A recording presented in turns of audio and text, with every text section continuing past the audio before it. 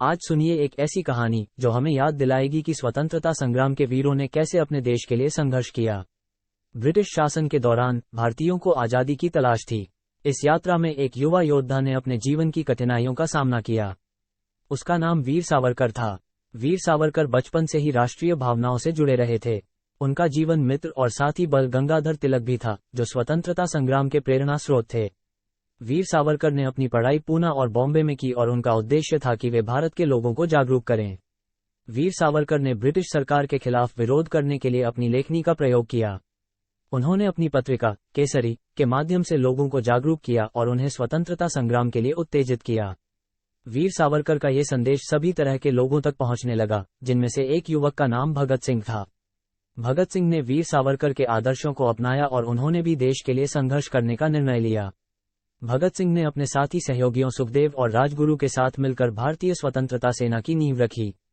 उन्होंने ब्रिटिश सरकार के खिलाफ विभाजन और सख्त कार्रवाई की। भगत सिंह और उनके साथी ने जलियांवाला बाग में हुई बर्बरता के खिलाफ विरोध किया और इसके बाद उन्होंने हिंदी भाषा में इनकलाब जिंदाबाद की उच्च चिल्लाहट की। भगत सिंह की शौर्य और बलिदान की कहानी आज भी हमें प्रेरित करती है। उन्होंने अपने जीवन को देश की सेवा में समर्पित किया और आज़ादी के लिए संघर्ष किया।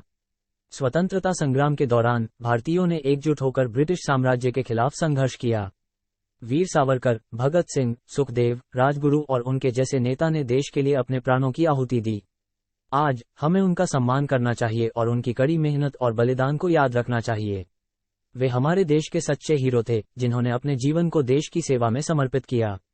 आजकल की दौड़ भाग और मानवता के नाम पर बढ़ते अत्याचार के बीच हमें उनकी सोच और संघर्ष का मार्गदर्शन करते हुए समझना चाहिए कि हमारे पास कैसे साहस और संकल्प होना चाहिए।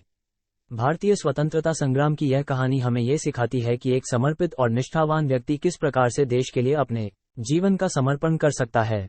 ये हमारी पीढ़ियों के लिए एक प्रेरणा स्रोत बन सकती है, जिससे वे अपने कार्यों को समर्पित करें और समृद्धि और